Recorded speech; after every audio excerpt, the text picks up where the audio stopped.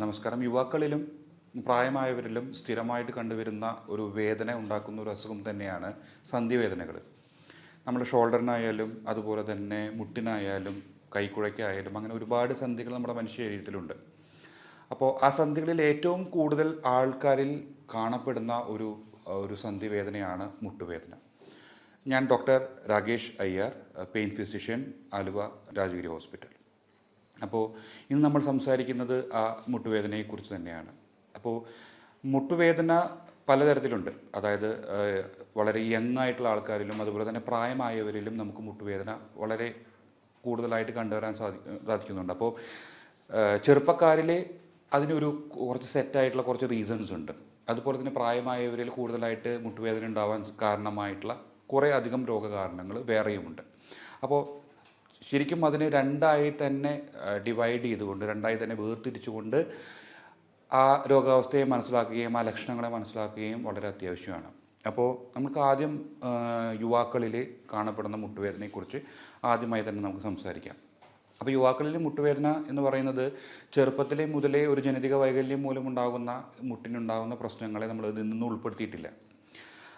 അത് കഴിഞ്ഞതിന് ശേഷം നോർമലായിട്ട് ഏകദേശം ഒരു 15-20 വയസ്സോളം മുട്ടുവേദന ഇല്ലാതെ കടന്നു വരുന്ന ആൾക്കാരിൽ പിന്നീട് ഒരു മുട്ടുവേദന ഉണ്ടാകുന്നതിൻ്റെ കാരണങ്ങളാണ് നമ്മൾ കൂടുതൽ സംസാരിക്കുന്നത്. അതിൽ തന്നെ ഭയങ്കരമായിട്ട് എക്സസർവേറ്റഡ് ആയിട്ട് ആക്ടിവിറ്റീസ്, അതായത് സ്പോർട്ട് ആക്ടിവിറ്റീസ് ആയിട്ടുള്ള ഫുട്ബോൾ, ക്രിക്കറ്റ്, അത്ലറ്റിക്സ് പോലുള്ള കാര്യങ്ങളിൽ ഏർപ്പെടുന്നവർക്ക് ഒരു പ്രത്യേക തരത്തിൽ വേറെ ടയർ ഉണ്ടാകുന്നു. അതായത് പെട്ടെന്ന് തന്നെ നമ്മുടെ രണ്ട് മുട്ട് എന്ന് പറയുന്നത് നമുക്കറിയാം, നമ്മുടെ തുടയെല്ലുകളും അതുപോലെ തന്നെ കാലിൻ്റെ എല്ലുകളും നമ്മൾ യോജിപ്പിക്കുന്ന ഒരു ഇമ്പോർട്ടൻ്റ് ആയിട്ടുള്ളൊരു ജോയിൻ്റാണ്, സന്ധിയാണ്. അപ്പോൾ അത് രണ്ട് സന്ധികളുണ്ട്, രണ്ട് കാലിലേക്കും രണ്ട് സന്ധികളുണ്ട്. അപ്പോൾ ശരീരത്തിൻ്റെ മുഴുവനായിട്ടുള്ള ഭാരം ഈ രണ്ട് സന്ധികളിലൂടെയാണ് നമ്മുടെ കാൽപാദത്തിലൂടെ നമ്മുടെ ഭൂമിയിലേക്ക് എത്തുന്നത്. അപ്പോൾ നമ്മുടെ ശരീരം എത്ര ഭാരമുണ്ടോ അതിനൊക്കെ ഇതിന് താങ്ങേണ്ട അവസ്ഥ ഉണ്ടാവും. അപ്പോൾ ഒരു സ്പോർട്സ് ആക്ടിവിറ്റി ചെയ്യുന്ന ഒരാൾക്ക് എന്ന് പറയുകയാണെങ്കിൽ ഈ വേദനയും സഹിക്കണം, ഈ ഭാരവും നമുക്ക് കൺട്രോൾ ചെയ്യാൻ വേണ്ടി പറ്റണം. അതുപോലെ തന്നെ ഈ ചെയ്യുന്ന സ്പോർട്ട് ആക്ടിവിറ്റീസിനൊക്കെ ഈ രണ്ട് ജോയിൻറ്റുകളുടെ ഇടയിലുള്ള കാർട്ടിലേജിൻ്റെ ആക്ടിവിറ്റി ഉണ്ടാകുന്നു. അപ്പോൾ അത് ആ ഒരു ജോയിൻറ്റ്, ആ ഒരു സന്ധി പെട്ടെന്ന് തന്നെ ഒരു വേറെ ടയറിലേക്ക് പോയിട്ട് ഈ ലിഗമെൻ്റ് ഇഞ്ചുറീസും അതുപോലെ തന്നെ കാർട്ടിലേജ് ഇഞ്ചുറീസും ആർത്രൈറ്റീസും ഒക്കെ ഉണ്ടാകാനുള്ള ഒരു ചാൻസ് ഉണ്ട്. അപ്പോൾ അത് നമുക്ക് വേണമെങ്കിൽ ഒരു പ്രൈമറി ഓസ്റ്റിയോ ആർത്രൈറ്റിസ്, പ്രൈമറി എല്ല് തേയ്മാനം തന്നെയാണെങ്കിൽ നമുക്ക് സെക്കൻഡറി എന്ന് വേണമെങ്കിൽ കൂടി വിളിക്കാം. കാരണം സെക്കൻഡറി എന്ന് പറയുമ്പോൾ തൈറോയിഡിൻ്റെ അസുഖം, പാരാതൈറോയിഡിൻ്റെ അസുഖം, ബാക്കിയുള്ള അസുഖങ്ങൾ മൂലമുണ്ടാകുന്ന ഒരു എല്ല് തേയ്മാനത്തെയാണ് നമ്മൾ സെക്കൻഡറി എന്ന് പറയുന്നത്. എന്നാലും നമുക്കൊരു സോ കോൾഡ് സെക്കൻഡറി എന്നൊക്കെ വിളിക്കാൻ പറ്റുന്ന രീതിയിലുള്ളൊരു എല്ല് തേയ്മാനം, അത് ഓസ്റ്റിയോ ആർത്രൈറ്റിസ് ആണ് ഈ അത്ലറ്റിക്സിലൊക്കെ കാണപ്പെടുന്നത്. അങ്ങനെയുള്ള വ്യക്തികളിലും നമ്മൾ ആർത്രൈറ്റിസിലേക്ക് എത്തുമ്പോൾ നമുക്ക് അതിൻ്റെ ട്രീറ്റ്മെൻറ്റും അതുപോലെ തന്നെ പ്രായമായവരിലെ ട്രീറ്റ്മെൻറ്റും ഏകദേശം ഒരുപോലെയൊക്കെ തന്നെയാണ്. പക്ഷേ ആ സമയത്ത് പെട്ടെന്നൊരു ദിവസം ഒരു ഫിസിക്കൽ ആക്ടിവിറ്റി ചെയ്തതിന് ശേഷം പെട്ടെന്നൊരു വേദന വരികയാണെങ്കിൽ നമുക്കവിടെ അതിൻ്റെ ഉള്ളിലുള്ള മെനിസ്കസ്, ലിഗമെൻറ്റ്, ഈ നമ്മൾ പലപ്പോഴും കേട്ടിട്ടുണ്ടാവും anterior cruciate ligament, ACL tear എന്നൊക്കെ വളരെ കോമൺ ആയിട്ട് ഈ സ്പോർട്സ് മേഖലയിലുള്ള ആൾക്കാരൊക്കെ സംസാരിക്കുന്നതാണ്. അങ്ങനെ ഉള്ള അവസ്ഥ ഉണ്ടെങ്കിൽ നമുക്ക് അത് പെട്ടെന്ന് മനസ്സിലാക്കാൻ വേണ്ടി സാധിക്കും. കാരണം ഒരു ഫുട്ബോൾ കളി കഴിഞ്ഞു, ടർഫിലൊക്കെ ഒരു ഫുട്ബോൾ കളി കഴിഞ്ഞ് തിരിച്ചെത്തി ഒരു ഏതോ ഒരു കിക്ക് എടുക്കുന്ന സമയത്തൊക്കെ നമ്മുടെ കാൽമുട്ടൊന്ന് വളഞ്ഞിട്ടുണ്ടായിരുന്നു. അതിൻ്റെ ഭാഗമായിട്ട് അപ്പം തന്നെ നീര് വന്നു, അപ്പം തന്നെ വേദന വന്നു. അപ്പോൾ ആ ഒരു വേദന എന്ന് പറയുകയാണെങ്കിൽ ഒരു 5-6 മണിക്കൂർ കൊണ്ടുണ്ടായ ആ വേദന നമുക്കൊരു ഓർത്തോപെഡിഷൻ്റെ സഹായത്തോടു കൂടി ട്രീറ്റ്മെൻറ്റിലേക്ക് പോകേണ്ട അവസ്ഥ ഉണ്ടാവും. നമ്മൾ ആ ഒരു സംഗതിയെക്കുറിച്ചല്ല പറയുന്നത്. വളരെ ഗ്രാജുവലായിട്ട് ഒരു 3-4 മാസം കൊണ്ട് ഒരു വേദന ഡെവലപ്പ് ചെയ്ത് വരുന്ന ഒരവസ്ഥയാണ് നമ്മൾ കൂടുതലായിട്ടും നമ്മുടെ പെയിൻ മെഡിസിൻ സ്പെഷ്യാലിറ്റിയിൽ നിന്ന് നമ്മൾ ട്രീറ്റ്മെൻറ്റിന് വേണ്ടി ചെയ്യുന്നത്. അപ്പോൾ ഇക്കണ്ട കുറച്ച് കാര്യങ്ങളാണ്, അതായത് sports activities, daily activities, ligament injury ഒക്കെ തന്നെയാണ് യുവാക്കളിൽ കൂടുതലായിട്ടും കാൽമുട്ട് വേദനയിൽ കണ്ടുവരുന്ന കാര്യങ്ങൾ. അത് കൂടാതെ തന്നെ ഒരുപാട് കാര്യങ്ങളുണ്ട്. അതിന് ചുറ്റോറുള്ള മസിലിൻ്റെ വേദന കൊണ്ടൊക്കെ മുട്ടുവേദന ഉണ്ടാവാം. അതൊക്കെ ഉൾപ്പെടാതെ തന്നെ ഈ മെനിസ്കൽ ടയറും അതുപോലെ ലിഗമെൻറ്റ് ടയറൊക്കെ തന്നെയാണ് യുവാക്കളിൽ കണ്ടുവരുന്നത്. ഇനി കൂടുതലായിട്ടും എൻ്റെ OPDകളിൽ കൂടുതലായിട്ടും വരുന്നത് കുറച്ച് പ്രായമായിട്ടുള്ള ആൾക്കാരാണ്. 40-50 വയസ്സ് കഴിഞ്ഞതിന് ശേഷം പ്രായമായ ആൾക്കാരിലാണ് കൂടുതൽ ഈ മുട്ടുവേദന കാണപ്പെടുന്നത്. അവരിൽ എന്ന് പറയുകയാണെങ്കിൽ അവരൊരു സ്പോർട്സ് ആക്ടിവിറ്റിയിൽ ഉൾപ്പെടുന്ന ഒരാൾക്കാരൊന്നുമല്ല. പക്ഷേ അവരുടെ ഒരു ബോഡി മാസ് അല്ലെങ്കിൽ ബോഡി വെയ്റ്റ് നമ്മുടെ മുട്ട് പല വർഷങ്ങളായിട്ട് അവർ വാക്കിങ് നടക്കുകയും ഇരിക്കുകയും നടക്കുകയും കോണിപ്പടി കയറുകയൊക്കെ ചെയ്യുന്നത് മൂലം ഒരു ഡീജനറേഷൻ, അതായത് കുറേ കാലങ്ങൾ എടുത്തിട്ട് ഒരു ഡീജനറേഷൻ സംഭവിക്കുന്നത് മൂലം ഉണ്ടാകുന്ന ഒരു എല്ല് തേയ്മാനം ആണ് എല്ല് തേയ്മാനമാണ് നമ്മുടെ ഒരു പ്രൈമറി ഓസ്റ്റിയോ ആർത്രൈറ്റിസ് തന്നെയാണ് എന്താ പറയുക നമ്മുടെ ഏറ്റവും കൂടുതൽ ഈ പ്രായമായവരിൽ കാണപ്പെടുന്ന ഒരു മുട്ടുവേദനയുടെ ഒരു റീസണായിട്ട് കാണുന്നത്. അപ്പോൾ അവരിലും ഒരു ലിഗമെൻ്റ് ഇഞ്ചുറിയോ അല്ലെങ്കിൽ ഒരു മെനിസ്കൽ ടിയറോ അങ്ങനത്തെ ഉള്ളൊരു പ്രോബ്ലം ഉണ്ടാവാതിരിക്കണമെന്നുള്ള രീതിയിലല്ല ഞാൻ പറയുന്നത്. പക്ഷേ കൂടുതലായിട്ടും അവരിൽ കാണപ്പെടുന്ന എല്ല് തേയ്മാനം പോലെയുള്ള അവസ്ഥയാണ്. അപ്പോൾ അതിൻ്റെ ലക്ഷണങ്ങൾ എന്ന് പറയുകയാണെങ്കിൽ കൂടുതലായിട്ട് നമ്മൾ ഏറ്റവും കൂടുതൽ മനസ്സിലാക്കേണ്ട ഒരു കാര്യം എല്ല് തേയ്മാനം എന്താണെന്നുള്ള രീതിയിൽ നമുക്കത് ആദ്യം മനസ്സിലാക്കണം. അതായത് 2 എല്ലുകളുണ്ടെന്ന് നമുക്കറിയാം. ആ എല്ല് രണ്ടും കൂടി മുട്ടി കഴിഞ്ഞാൽ അവിടെ ഒരു മൂവ്മെൻറ്റ് സാധ്യമാവും? ഒരിക്കലുമില്ല. അപ്പോൾ അതിൻ്റെ മൂവ്മെൻറ്റ് സുഗമമാക്കാൻ വേണ്ടിയിട്ട് ആ എല്ലിൻ്റെ അറ്റത്ത് കുറച്ച് കാർട്ടിലേജിൻ്റെ ഒരു കോട്ടിങ് കൊടുത്തിട്ടുണ്ട്. എന്നാൽ കാർട്ടിലേജിൻ്റെ കോട്ടിങ് മാത്രമാണോ? അല്ല. അതിൻ്റെ മുകളിൽ ഒരു സൈനോവിയൽ ലൈനിങ് എന്ന് പറഞ്ഞിട്ടൊരു ലൈനിങ് കൊടുത്തിട്ടുണ്ട്. അത് മാത്രമാണോ? അതുമല്ല. അതിൻ്റെ ഉള്ളിൽ സൈനോവിയൽ ഫ്ലൂയിഡ്, അതായത് വളരെ മിനുസമുള്ള സൈനോവിയൽ ഫ്ലൂയിഡ് അതിൻ്റെ ഉള്ളിൽ കൊടുത്തിട്ടുണ്ട്. അപ്പോൾ ആ സൈനോവിയൽ ഫ്ലൂയിഡിൻ്റെയും ഈ കാർട്ടിലേജിൻ്റെ ഒക്കെ ഭാഗമായിട്ടാണ് വേദന ഇല്ലാണ്ട് ആ രോഗിക്ക് ഇത്രയും കാലം സഞ്ചരിക്കാൻ സാധിച്ചത്. പക്ഷേ ഒരു 50-60 വയസ്സാവുന്നത് കൂടിയിട്ട് ഈ കാർട്ടിലേജ് അവിടെ നിന്ന് മെല്ലെ അങ്ങോട്ടും ഇങ്ങോട്ടും ഉരച്ചിലിൻ്റെ ഭാഗമായിട്ട് ആ കാർട്ടിലേജ് അവിടെ നിന്ന് മാറിപ്പോകുന്നു. ആ സൈനോവിയൽ ഫ്ലൂയിഡ് എന്തു ചെയ്യുന്നു? ഈ കാർട്ടിലേജ് അവിടെ നിന്ന് മാറുമ്പോൾ 2 ബോണ്ടും തമ്മിലൊരു കോണ്ടാക്ട്, 2 അസ്ഥികൾ തമ്മിലൊരു കോണ്ടാക്റ്റ് വരുന്നു. അസ്ഥികൾ തമ്മിലൊരു കോണ്ടാക്റ്റ് അഥവാ ഫ്രിക്ഷൻ വരുമ്പോൾ അവിടുത്തെ നേരത്തെ പറഞ്ഞ സൈനോവിയൽ ഫ്ലൂയിഡ് കൂടുതലായിട്ട് അക്യുമുലേറ്റ് ചെയ്യുകയും കൂടുതലായിട്ട് അവിടെ കാണപ്പെടുകയും ആ എന്താ പറയുക ആ ജോയിൻറ്റിനെ അല്ലെങ്കിൽ ആ സന്ധി സൈനോവിയൽ ഫ്ലൂയിഡ് നിറഞ്ഞ് വീർത്ത് വരികയും അതുകൊണ്ട് ഭാഗമായിട്ട് ഒരു ശക്തമായിട്ടുള്ള ഒരു വേദനയിലേക്ക് മാറുന്ന ഒരു അവസ്ഥയാണ് നമ്മൾ ഓസ്റ്റിയോ ആർത്രൈറ്റിസ് എന്ന് പറയുന്നത്. അപ്പോൾ ഇത് എന്ന് പറഞ്ഞാൽ കാലക്രമേണ ഒരു ഗ്രേഡ് 1, 2, 3, 4 എന്ന് പറഞ്ഞ ഒരു ഏകദേശം 10-20 വർഷം കൊണ്ട് മെല്ലെ പ്രോഗ്രസ് ചെയ്ത് അവസാനം കാർട്ടിലേജ് മുഴുവനുണ്ട് അതുപോലെ തന്നെ വേദനയുള്ള ഒരവസ്ഥയായ ഗ്രേഡ് 1-ൽ നിന്ന് കാർട്ടിലേജ് മുഴുവൻ മാറി 2 ബോണും തമ്മിൽ കോണ്ടാക്ട് ചെയ്തുകൊണ്ട് 2 ബോണും കൊണ്ട് യോജിക്കുന്ന അത്രയും ഫ്രിക്ഷനിലുള്ള തീവ്രമായിട്ടുള്ള ഒരു വേദനയായിട്ടുള്ള ഗ്രേഡ് 4 അവസ്ഥയിലേക്ക് വരെ എല്ല് തേയ്മാനം അഥവാ ഓസ്റ്റിയോ ആർത്രൈറ്റിസ് എത്തും. അപ്പോൾ ഗ്രേഡ് 1, 2, 3, 4 എന്ന് പറയുമ്പോൾ ഗ്രേഡ് 1, 2-ന് കുറച്ച് ലക്ഷണങ്ങളും ഗ്രേഡ് 3, 4-ന് കൂടുതലധികം ലക്ഷണങ്ങളും കാണാൻ സാധിക്കുന്നുണ്ട്.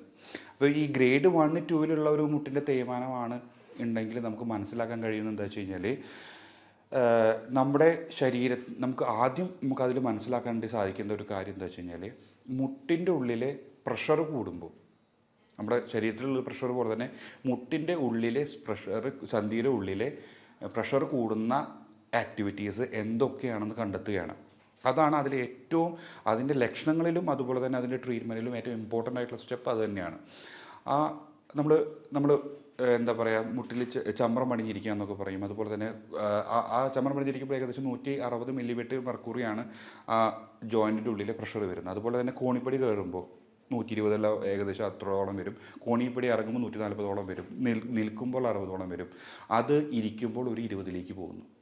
ആ 20 പോകുന്ന ഒരു അവസ്ഥയിലേക്ക് പോകുമ്പോൾ ചിലപ്പോൾ ആ രോഗിക്ക് വേദന ഉണ്ടായിക്കൊള്ളണമെന്നില്ല. പക്ഷേ ആ 160 പോകുന്ന രീതിയിൽ നമ്മൾ പഴയ ഇന്ത്യൻ ടോയ്ലറ്റിലൊക്കെ ഇരിക്കുന്ന അവസ്ഥയിൽ വരുമ്പോൾ ശക്തമായിട്ടുള്ള വേദന ഉണ്ടാവും. പിന്നെ ആ അവസ്ഥയിൽ നിന്ന് എണീക്കാൻ പറ്റാത്ത അവസ്ഥ ഉണ്ടാവും. അപ്പോൾ ഈ 160 എന്ന് പറയുന്ന ഇത്രയും 5-8 തവണ പ്രഷറുള്ളൊരവസ്ഥയിലേക്ക് പോവുകയാണെങ്കിൽ ആ രീതിയിലുള്ള ആക്ടിവിറ്റീസ്, കോണിപ്പടി കയറുന്ന ആക്ടിവിറ്റീസ്, അതുപോലെ ചമ്രം പണിഞ്ഞിരിക്കുന്ന രീതിയിലുള്ള ആക്ടിവിറ്റീസ് എല്ലാം ചെയ്യുമ്പോൾ വേദന കൂടുകയും വേദനയോടൊപ്പം തന്നെ കൂടുതൽ കാർട്ടിലേജ് ലോസുകൾ ഉണ്ടാവാനുള്ള സാധ്യത ഉണ്ടാകുന്നു. അപ്പോൾ ഈ പറഞ്ഞ കാര്യങ്ങൾ ചെയ്യുമ്പോഴാണ് കൂടുതലായിട്ട് നമുക്ക് വേദന കാണുവാൻ സാധിക്കുന്നത്. അപ്പോൾ നമ്മുടെ അടുത്തേക്ക് വരുന്ന രോഗികൾ പ്രഥമമായിട്ടും പറയുന്നത് കോണിപ്പടി കയറാനുള്ള ഒരു ബുദ്ധിമുട്ട്, കസേരയിലല്ല താഴെ ഇരിക്കാനുള്ള ബുദ്ധിമുട്ട്, പിന്നെ പഴയ ടോയ്ലറ്റ് ഉപയോഗിക്കാൻ പറ്റുന്നില്ല എന്നുള്ള ബുദ്ധിമുട്ട് എന്നുള്ള രീതികളിലാണ് ഈ രോഗികൾ കൂടുതലായിട്ടും ആദ്യമായിട്ട് ബുദ്ധിമുട്ടുകൾ പറയുന്നത്. പിന്നീട് നമ്മുടെ ശരീരത്തിൻ്റെ വെയിറ്റ് ട്രാൻസ്ഫർ ചെയ്യുന്ന ഒരു ഓർഡർ വെച്ച് നോക്കുകയാണെങ്കിൽ നമ്മുടെ അകത്തേക്കുള്ള കാൽമുട്ടിൻ്റെ അകത്തേക്കുള്ള ജോയിൻറ്റിൻ്റെ ആ ഒരു അകത്തേക്കുള്ള ഭാഗത്തായിരിക്കും കൂടുതലായിട്ടും വേദനയും സ്വെല്ലിങ്ങും ഒക്കെ കാണുക. അപ്പോൾ ഇതൊക്കെ നമ്മൾ ഗ്രേഡ് 1-ഉം 2-ലും കാണുന്ന ബുദ്ധിമുട്ടുകളാണ് ഈ പറയുന്നത്.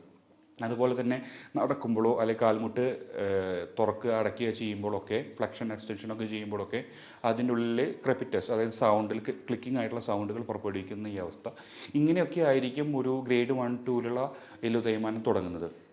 പിന്നെ 3-ഉം 4-ലേക്കൊക്കെ എത്തുമ്പോൾ ശക്തമായിട്ടുള്ള വേദന, അതായത് 100-ൽ 70%, 80% വരുന്ന വേദന, ജോയിൻറ്റ് മൂവ് ചെയ്യുമ്പോൾ തന്നെ ശക്തമായിട്ടുള്ള വേദന, ആ, നല്ല രീതിയിലുള്ള ഫ്രിക്ഷൻ്റെ രണ്ട് എല്ലും തമ്മിൽ ഉരസുന്ന ക്രെപ്പിറ്റസ് പോലെയുള്ള അവസ്ഥകൾ, മുട്ട് അവസാനം ഗ്രേഡ് 4-ലേക്കൊക്കെ എത്തുമ്പോൾ രണ്ട് മുട്ടും കൂടി ജോയിൻറ്റ് ചെയ്ത് പോയിട്ട് മുട്ട് വളഞ്ഞിട്ട് ആൾക്കാർക്ക് എന്താ പറയുക നിൽക്കാൻ പോലും പറ്റാത്ത അവസ്ഥ. അതായത് നമ്മുടെ മനുഷ്യ ശരീരത്തിൻ്റെ മുഴുവൻ വെയിറ്റ് മുട്ടിലൂടെ നമുക്ക് കാലിലേക്ക് എടുക്കാൻ പറ്റാത്ത രീതിയിൽ, നിൽക്കാൻ പോലും പറ്റാത്ത രീതിയിൽ വളഞ്ഞു പോകുന്ന അവസ്ഥയാണ് ഗ്രേഡ് 4-ലേക്കൊക്കെ വരുന്നത്. അപ്പോൾ ഇതൊക്കെയാണ് നമ്മുടെ അതിൻ്റെ ലക്ഷണങ്ങൾ. അപ്പോൾ നമുക്ക് ചെയ്യാൻ പറ്റുന്ന ഒരു കാര്യം എന്താ വെച്ച് കഴിഞ്ഞാൽ, ഗ്രേഡ് 1, 2 ഒക്കെ ഉള്ള അവസ്ഥയിൽ നമുക്ക് ഈ ലക്ഷണങ്ങളൊക്കെ കണ്ട് നമുക്കതൊരു ഓസ്റ്റിയോആർത്രൈറ്റിസ് ആണ് എന്ന് മനസ്സിലാക്കാൻ വേണ്ടി സാധിച്ചു കഴിഞ്ഞു കഴിഞ്ഞാൽ ആ സമയത്ത് നമുക്ക് കുറച്ചൊക്കെ കാര്യങ്ങൾ മാറ്റം വരുത്തുവാൻ വേണ്ടി സാധിക്കും. കാർട്ടിലേജിനെ നമുക്ക് തിരിച്ചു കൊണ്ടുവരാൻ വേണ്ടിയിട്ട് വൈറ്റമിൻ ഡി എന്ന് പറയുന്ന വൈറ്റമിൻ ഡിയുടെ ടാബ്ലറ്റ്സ് സ്റ്റാർട്ട് ചെയ്യുക, അതുപോലെ തന്നെ അതിനോടൊപ്പം തന്നെ കാൽഷ്യം സ്റ്റാർട്ട് ചെയ്യുക, പിന്നെ മുട്ട, പാല് പോലെയുള്ള കാൽഷ്യം അധികം അടങ്ങിയിട്ടുള്ള കാര്യങ്ങൾ ഭക്ഷണത്തിൽ ഉൾപ്പെടുത്തുക എന്നൊക്കെ ചെയ്യുന്നതിനോടൊപ്പം തന്നെ നമ്മൾ ഈ പറയുന്ന പ്രഷർ കൂടുന്ന സിറ്റുവേഷനുകൾ, അതായത് ക്ലൈംബിങ്, അതായത് നമ്മുടെ കോണിപ്പടി കയറുക, ചെമ്പറ പണിഞ്ഞിരിക്കുക, അങ്ങനെയുള്ള പ്രഷർ കൂടുന്ന കാര്യങ്ങൾ ഒഴിവാക്കുക.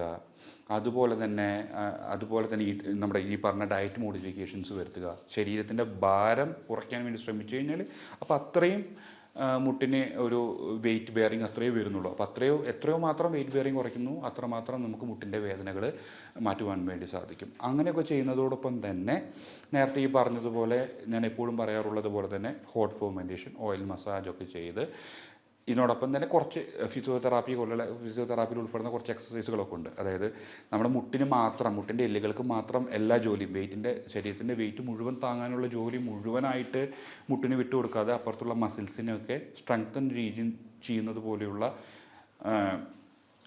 എക്സസൈസുകളുണ്ട്. ആ എക്സസൈസ് ചെയ്യുന്നത് മൂലം തുടയുടെ മാംസപേശികളുടെ ബലം കൂടുകയും അത് ജോയിൻറ്റിലേക്കുള്ള പ്രവർത്തനത്തെ കൂടുതലായിട്ട് സഹായിക്കുകയും ചെയ്യുന്നു. അതുപോലുള്ള എക്സസൈസ് ചെയ്യുന്നത് മൂലമൊക്കെ നമുക്ക് ഗ്രേഡ് 1, 2 പോലെയുള്ള കാർട്ടിലേജ് ലോസുകളെ നമുക്ക് കൺട്രോൾ ചെയ്തെടുക്കാൻ വേണ്ടി പറ്റും. ഇതൊക്കെയാണ് നമ്മുടെ കൺസർവേറ്റീവ് മെത്തേഡ് എന്ന് പറയുന്ന മെത്തേഡുകൾ. ഗ്രേഡ് 3-ലേക്ക് പോകുമ്പോൾ 3-ലൊക്കെ നമുക്ക് ഈ പറഞ്ഞ കൺസർവേറ്റീവ് ആയിട്ടുള്ള കാര്യങ്ങളെല്ലാം ട്രൈ ചെയ്ത് നോക്കാൻ പറ്റുന്ന കാര്യങ്ങൾ തന്നെയാണ്. നല്ല രീതിയിലുള്ള എക്സസൈസ് കുറച്ചും കൂടി അതിൻ്റെ കട്ടി കൂട്ടേണ്ടി വരും. ഏകദേശം ഒരു 1-2 കിലോ എടുത്തുള്ള എക്സസൈസുകളാണ് ഗ്രേഡ് 1, 2-ൽ ചെയ്യേണ്ടതെങ്കിൽ ഗ്രേഡ് 3-ൽ കുറച്ചും കൂടി അധികം വൈറ്റമിൻ ഡിയും കാൽഷ്യത്തിനെയും ഒക്കെ സപ്ലിമെൻറ്റേഷൻ ആവശ്യമായിട്ട് വരും. കുറച്ചുകൂടി എക്സസൈസും ഫിസിയോതെറാപ്പിയും ഒക്കെ ആവശ്യമായിട്ട് വരും എന്നുള്ള രീതിയിൽ ചിലപ്പോൾ ഗ്രേഡ് 3-യും ചെറുതായിട്ട് കൺസർവേറ്റീവിലൂടെയൊക്കെ നമുക്ക് മാറ്റിയെടുക്കാൻ വേണ്ടി പറ്റും. അല്ലെങ്കിൽ ഫർദർ പ്രോഗ്രസ് ചെയ്യാതെ നമുക്ക് വീട്ടിലിരുന്നു കൊണ്ട് തന്നെ നമുക്കത് കൺട്രോൾ ചെയ്യാൻ സാധിക്കും. ഗ്രേഡ് 4 അവസ്ഥയിലേക്കൊക്കെ പോകുന്ന അവസ്ഥയിൽ പലപ്പോഴും നമുക്ക് എന്തെങ്കിലും ഒരു ഫിക്സഡ് ആയിട്ടുള്ള ഒരു ട്രീറ്റ്മെൻറ്റ് നമുക്ക് അതിനെടുക്കേണ്ടി വേണ്ടി വരും. അപ്പോൾ ഒരു ഓർത്തോപെഡിഷൻ്റെ സഹായത്തോട് കൂടിയിട്ട് ചിലപ്പോൾ മുട്ട് മാറ്റി വയ്ക്കേണ്ട ശസ്ത്രക്രിയ ചെയ്യേണ്ട ഒരവസ്ഥ ഒക്കെ എത്തുന്ന രീതിയിലുള്ള ഒരു അവസ്ഥയാണ് ഗ്രേഡ് 4. ഇനി അപ്പോൾ നമുക്ക് നമ്മുടെ ലക്ഷണങ്ങളിലൂടെ ഓസ്റ്റിയോആർത്രൈറ്റിസിൻ്റെ ലക്ഷണങ്ങളെക്കുറിച്ച് നമ്മൾ സംസാരിച്ചു. അതിന് നമുക്ക് തുടക്കത്തിൽ തന്നെ നമുക്ക് അതിൻ്റെ മാർഗ്ഗങ്ങൾ എന്താണ്, അതിനെ കൺട്രോൾ ചെയ്യാനുള്ള മാർഗ്ഗങ്ങൾ എന്ന് സംസാരിച്ചു. അതിനുശേഷം നമുക്ക് എക്സസൈസുകളും എല്ലാ കാര്യങ്ങളും സംസാരിച്ചു. അപ്പോൾ ഇതുകൊണ്ടൊക്കെ എല്ലാവരിലും ഈ രോഗത്തെ കൺട്രോൾ ചെയ്യാൻ പറ്റുമെന്ന് ചോദിച്ചു കഴിഞ്ഞാൽ ഒരു 80-90% രോഗികൾക്ക് ഈ കാര്യങ്ങളൊക്കെ ചെയ്യുന്നതോട് തന്നെ ഓസ്റ്റിയോആർത്രൈറ്റിസിൻ്റെ പ്രോഗ്രഷൻ, അതായത് ഈ ഓസ്റ്റിയോആർത്രൈറ്റിസ് എന്ന് പറഞ്ഞാൽ ശരിക്കും ഈക്വൽ ടു നമ്മുടെ ശരീരത്തിൻ്റെ വെയിറ്റാണ്, അല്ലെങ്കിൽ ശരീരത്തിൻ്റെ ആക്ടിവിറ്റിയാണ്. അത് നമ്മുടെ ആവശ്യമായിട്ടുള്ള രീതിയിൽ ഡയറ്റിൻ്റെയും ഫിസിയോതെറാപ്പിയുടെയും സഹായത്തോടു കൂടി മാറ്റുകയാണെങ്കിൽ, വൈറ്റമിൻ ഡി കാൽഷ്യം സപ്ലിമെൻറ്റേഷനോട് കൂടിയിട്ട് മാറ്റുകയാണെങ്കിൽ നമുക്ക് അതിൻ്റെ പ്രോഗ്രഷനെ നമുക്ക് പ്രിവെൻറ്റ് ചെയ്യാൻ പറ്റും.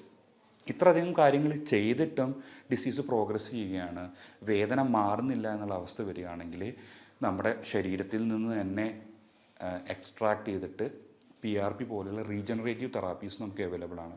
അപ്പോൾ ഇത് ഗ്രേഡ് 1, 2. അപ്പോൾ നമ്മൾ പറയും ഈ ഗ്രേഡ് 1, 2 എന്ന് പറയുന്ന അവസ്ഥയിൽ നിൽക്കുന്ന രോഗികൾ എന്തിനാണ് ഒരു റീജനറേറ്റീവ് ഫിസിഷ്യൻ അല്ലെങ്കിൽ ഒരു പെയിൻ ഫിസിഷ്യൻ്റെ അടുത്തേക്ക് പോകുന്നതെന്ന് ചോദിച്ചു കഴിഞ്ഞാൽ, വേദന കുറവാണെങ്കിലും ആ കാർട്ടിലേജൊക്കെ പോയിക്കൊണ്ടിരിക്കുന്ന അവസ്ഥയിൽ നമുക്ക് വേണമെങ്കിൽ നമ്മുടെ ശരീരത്തിൽ നിന്ന് തന്നെ ഒരു 50 ml ബ്ലഡ് എക്സ്ട്രാക്ട് ചെയ്തെന്ന് അതിൽ നിന്ന് തന്നെ PRP പോലെയുള്ള സാധനം ബ്ലഡിൻ്റെ അംശം വേർതിരിച്ചെടുക്കുകയും വീണ്ടും നമുക്ക് ആ മുട്ടിലേക്ക് ഇഞ്ചെക്റ്റ് ചെയ്യുകയാണെങ്കിൽ ഇതിപ്പോൾ PRP വളരെ ഫേമസ് ആയിക്കൊണ്ടിരിക്കുന്ന ഒരു ചികിത്സാ രീതി തന്നെയാണ്. അപ്പോൾ അത് എവിടെ ഡെപ്പോസിറ്റ് ചെയ്യുന്നു അവിടുത്തെ കോശമായിട്ട് അത് മാറാനുള്ളൊരു കപ്പാസിറ്റി ഉണ്ട് ഈ PRPക്ക്. അപ്പോൾ മുട്ടിൻ്റെ ഉള്ളിൽ ഇത് ഡെപ്പോസിറ്റ് ചെയ്യുകയാണെങ്കിൽ കാർട്ടിലേജ് പോയി തുടങ്ങുന്ന ഒരവസ്ഥയിൽ, അതായത് കൂടുതൽ പ്രശ്നങ്ങളൊന്നും സംഭവിക്കാത്ത ഗ്രേഡ് 2, 3 വരെയുള്ള അവസ്ഥയിൽ ഈ PRP ഡെപ്പോസിറ്റ് ചെയ്യുന്നതോട് കൂടിയിട്ട് അവിടുത്തെ കാർട്ടിലേജ് റീജനറേറ്റ് ചെയ്യുകയും മുട്ടുവേദന, ശക്തമായ മുട്ടുവേദനയൊക്കെ ഒരു ഏകദേശം 70 ഔട്ട് ഓഫ് 100 ഉള്ളൊരു മുട്ടുവേദനയൊക്കെ 0ലേക്കോ 10ലേക്കോ ഔട്ട് ഓഫ് 100ലേക്ക് എത്തുന്ന രീതിയിൽ നമ്മൾ PRP തെറാപ്പി വിജയകരമായിട്ട് ചെയ്യാൻ സാധിച്ചിട്ടുണ്ട്. ഇനി അതല്ല, PRPക്ക് പറ്റാത്ത രീതിയിലേക്ക് രോഗം മുന്നോട്ട് പോയിരിക്കുന്ന സിറ്റുവേഷൻസിൽ നമ്മൾ കൂടുതലായിട്ടും ഒരു ഡെഫിനിറ്റീവ് തെറാപ്പി എന്നുള്ള രീതിയിൽ ഒരു ഓർത്തോപെഡിഷ്യൻ്റെ സഹായത്തോട് കൂടിയിട്ട് നീ റീപ്ലേസ്മെൻ്റ് ഒക്കെ അഡ്വൈസ് ചെയ്യാറുണ്ട്. പക്ഷേ അതിനോട് ആ ഓപ്പറേഷനിലേക്കൊന്നും പോകാൻ താല്പര്യമില്ലാത്ത രോഗികൾക്ക് നമ്മളൊരു ഓപ്ഷൻ ഉണ്ട് നമ്മുടെ കയ്യിൽ. പക്ഷേ ആ ഒരു ഓപ്ഷൻ്റെ ഒരു പ്രത്യേകത എന്ന് പറഞ്ഞു കഴിഞ്ഞാൽ നമ്മൾ ഇപ്പോൾ PRP എന്ന് പറയുന്ന അവസ്ഥ ആ രോഗിയുടെ രോഗത്തെ ട്രീറ്റ് ചെയ്തുകൊണ്ടാണ് ആ വേദനയെ ട്രീറ്റ് ചെയ്യുന്നത്. അപ്പോൾ ഗ്രേഡ് 3, 4 എന്ന് പറയുന്നത് അതിൽ സർജറി ചെയ്യുകയാണെങ്കിൽ ആ രോഗത്തെ ഒരുവിധപ്പെട്ട രീതിയിൽ ട്രീറ്റ് ചെയ്തുകൊണ്ട് തന്നെയാണ് ആ വേദന മാറ്റുന്നത്. നമ്മുടെ ഗ്രേഡ് 3, 4 മീൻസ് ഓപ്പറേഷന് താല്പര്യമില്ലാത്ത രോഗികൾ, കുറച്ച് പ്രായമായിട്ടുള്ള രോഗികളാണെങ്കിൽ നമുക്ക് cooled radio frequency ablation of the genicular nerves എന്ന് പറഞ്ഞ രീതിയിലൊരു ട്രീറ്റ്മെൻറ്റ് നമ്മുടെ കയ്യിൽ അവൈലബിൾ ആണ്. എന്താ പറയുന്നത് വെച്ച് കഴിഞ്ഞാൽ നമ്മുടെ ആ ജോയിൻറ്റിലേക്ക് മാത്രം സപ്ലൈ ചെയ്യുന്ന കുറച്ച് ഞരമ്പുകളുണ്ട്. ആ ഞരമ്പുകൾക്ക് വേറെ ഒരു ജോലിയില്ല, വേറെ ഒരു മസിൽസിനെയോ വേറെ ഒരു കാര്യമോ ആ ഞരമ്പുകൾക്കില്ല ഈ ജെനിക്കുലർ നെർവിന്. ആ ജെനിക്കുലർ നെർവിനെ ആദ്യത്തെ സിറ്റിങ്ങിൽ നമ്മൾ ഒരു നമ്പിങ് മെഡിക്കേഷൻ, അതായത് ഒരു തെറിപ്പിക്കാനുള്ള ഒരു മെഡിക്കേഷൻ ഉപയോഗിച്ചിട്ട് നമ്മൾ അതിനെ തരിപ്പിച്ച് നോക്കും. ആ തരിപ്പിച്ചിട്ട് നിങ്ങളെ വീട്ടിലേക്ക് വിടും. ആ തരിപ്പിച്ച് നിങ്ങളെ വീട്ടിലേക്ക് വിട്ടിട്ട് ഏകദേശം നിങ്ങളൊരു 15 ദിവസം കഴിഞ്ഞ് തിരിച്ചു വരികയാണ്. ആ വേദന കുറവ് എന്ന് പറഞ്ഞ അവസ്ഥയോട് നിങ്ങൾ യോജിച്ചിരിക്കുകയാണ്, നിങ്ങൾക്ക് അത്രയും വേദന കുറവോട് കൂടിയിട്ട് നിങ്ങളുടെ ലൈഫ് മുന്നോട്ട് കൊണ്ടുപോകാൻ പറ്റുകയാണെങ്കിൽ നമ്മൾ ഏത് ഞരമ്പുകളെയാണോ തരിപ്പിച്ചിട്ടുള്ളത് അതിന് നമ്മൾ റേഡിയോ ഫ്രീക്വൻസി അബ്ലേഷൻ മെഷീൻ ഉപയോഗിച്ചിട്ട് അബ്ലേറ്റ് ചെയ്യാൻ ശ്രമിക്കും. അബ്ലേറ്റ് ചെയ്യാൻ ശ്രമിച്ചു കഴിഞ്ഞാൽ ഏകദേശം 2-3 വർഷത്തോളം എത്രമാത്രമാണോ നിങ്ങൾ തരിപ്പിക്കുന്ന മെഡിക്കേഷൻ ഉപയോഗിച്ച് നിങ്ങൾക്ക് റിലീഫ് ഉണ്ടായത് അത്രയും വേദന കുറവ് നിങ്ങൾക്ക് ഒരു 2-3 വർഷത്തേക്ക് ഉണ്ടാകും. അതിൻ്റെ ഒരു ഡിസ്ക്ലൈമർ അല്ലെങ്കിൽ അതിൻ്റെ ഒരു അടിക്കുറിപ്പ് എന്ന രീതിയിൽ ഞാൻ പറയുകയാണ്, അത് നമ്മുടെ രോഗാവസ്ഥയെ ഒരു രീതിയിലും മാറ്റുന്നില്ല, പക്ഷേ വേദനയെ പൂർണ്ണമായിട്ടും മാറ്റാൻ വേണ്ടി സാധിക്കും. ഇനി ആ വേദനയെ പൂർണ്ണമായി മാറി ഇരിക്കുന്ന ഒരവസ്ഥയിൽ ഇനി നിങ്ങൾക്ക് വേണമെങ്കിൽ ഇടക്കാലത്ത് സർജറിയിലേക്ക് പോവുകയാണെങ്കിൽ സർജറിയിലേക്ക് പോവാം, അല്ലെങ്കിൽ സർജറിക്ക് വേണ്ടിയിട്ടുള്ള ഫോളോ അപ്പ് കാര്യങ്ങൾക്ക് നിങ്ങൾ സഞ്ചരിക്കുന്ന സമയത്ത് വേദന വേണ്ട എന്ന് തോന്നുകയാണെങ്കിൽ ഈ പ്രൊസീജിയർ ചെയ്തതിന് ശേഷം നിങ്ങൾക്ക് സർജറിയിലേക്ക് ഫോർവേഡ് ചെയ്യാൻ പറ്റും. ഇതാണ് നമ്മുടെ അതായത് നമ്മൾ ബേസിക് ആയിട്ടുള്ള കാര്യങ്ങൾ തുടങ്ങി ഇപ്പോൾ ഇന്ത്യയിലും നമ്മുടെ പെയിൻ മേഖലയിലും അവൈലബിൾ ആയിട്ടുള്ള ഏറ്റവും ഇലാബറേറ്റ് ആയിട്ടുള്ള ഒരു ടെക്നിക്ക് വരെ നമ്മളിതിൽ ഉൾപ്പെടുത്തിയിട്ടുണ്ട്. അപ്പോൾ അതിൻ്റെ അവസാനമായിട്ടൊരു ചെറിയൊരു കാര്യം കൂടി പറയുകയാണ്, ഈ മുട്ടുവേദന എന്ന് പറയുന്നത് ഇത്രയധികം ആൾക്കാരിൽ കാണപ്പെടുന്നുണ്ട്. അത് നമ്മുടെ ഗവൺമെൻറ് പോലും മനസ്സിലാക്കിയിട്ട് ആയുഷ്മാൻ ഭാരത് പോലുള്ള സ്കീമുകളിൽ ഈ മുട്ടുവേദനയുടെ അബ്ലേഷന് വേണ്ടിയുള്ള ഇത് ഇൻഷുറൻസിൽ ഉൾപ്പെടുത്തിയിട്ടുണ്ട്. അതുപോലെ തന്നെ നമ്മുടെ കുറേ അധികം പ്രൈവറ്റ് മേഖലയിലുള്ള ഇൻഷുറൻസ് കമ്പനികളും ഈ രീതിയിലുള്ള പ്രൊസീജിയറെ എന്താ പറയുക റേഡിയോ ഫ്രീക്വൻസി അബ്ലേഷൻ പോലുള്ള പ്രൊസീജിയർ ഇൻഷുറൻസ് ക്ലെയിമിലൊക്കെ ഉൾപ്പെടുത്തിയിട്ടുണ്ട്. അപ്പോൾ അതെല്ലാം നിങ്ങൾക്ക് എല്ലാവർക്കും ഒരു ഇൻഫോർമേഷൻ ആയിരിക്കണം. കാരണം എന്താ വെച്ച് കഴിഞ്ഞാൽ നമ്മൾ കൂടുതൽ സംസാരിക്കുന്ന മറ്റു വിഷയങ്ങളെക്കാൾ കൂടുതൽ മുട്ടുവേദന വളരെ കോമൺ ആണ്. അതായത് നമ്മുടെ ഒരു വീട്ടിലെടുത്ത് നോക്കുകയാണെങ്കിൽ നമ്മുടെ വീട്ടിലൊരു 10 പേരുണ്ടെങ്കിൽ ഒരു പ്രായമായിട്ടുള്ള ആൾക്കാരിൽ എല്ലാവരിലും കാണുന്ന രീതിയിലുള്ള ഒരു അസുഖമാണ് മുട്ടുവേദന. തുടക്കത്തിലേ വരികയാണെങ്കിൽ PRP പോലുള്ള തെറാപ്പിയിലൂടെ കംപ്ലീറ്റ്ലായിട്ട് നമുക്ക് ഡിസീസ് തന്നെ മാറ്റി കൊടുക്കാൻ പറ്റും. കുറച്ച് വൈകിയാണെങ്കിലും പേടിക്കേണ്ട, നമുക്ക് കൂടുതൽ റേഡിയോ ഫ്രീക്വൻസി അബ്ലേഷൻ പോലുള്ള മെത്തേഡിലൂടെ ജീവിത സാഹചര്യം വളരെ രീതിയിൽ മെച്ചപ്പെടുത്താനുള്ള മെത്തേഡ്സ് നമ്മുടെ രീതിയിൽ അവൈലബിൾ ആയിട്ടുണ്ട്. അപ്പോൾ അങ്ങനത്തെ സാഹചര്യങ്ങളൊന്നും വേണ്ടി വരുന്ന സിറ്റുവേഷനിലേക്ക് നിങ്ങൾ പോകാതിരിക്കുക. തുടക്കത്തിൽ തന്നെ നമുക്കത് കണ്ടുപിടിക്കുകയാണെങ്കിൽ എക്സസൈസ് പോലെയുള്ള മെത്തേഡ്സ്, അതുപോലെ തന്നെ നമ്മുടെ ഡയറ്റ് മോഡിഫിക്കേഷൻസ്, അതിലൂടെയൊക്കെ തന്നെ നമുക്ക് ഈ രോഗത്തെ വളരെ രീതിയിൽ കൺട്രോൾ ചെയ്യാൻ വേണ്ടി പറ്റും. അപ്പോൾ മുട്ടുവേദനയെ പറ്റിയുള്ള കാര്യങ്ങൾ കുറേയൊക്കെ കവർ ചെയ്യാൻ പറ്റിയെന്ന് നമ്മൾ കരുതുന്നു. ഇനി കൂടുതലായിട്ട് ഇതിനെ പറ്റിയുള്ള അറിവുകൾക്ക് വേണ്ടിയിട്ട് അടിയിൽ വരുന്ന നമ്പറുമായിട്ട് നമുക്ക് ബന്ധപ്പെടാവുന്നതാണ്.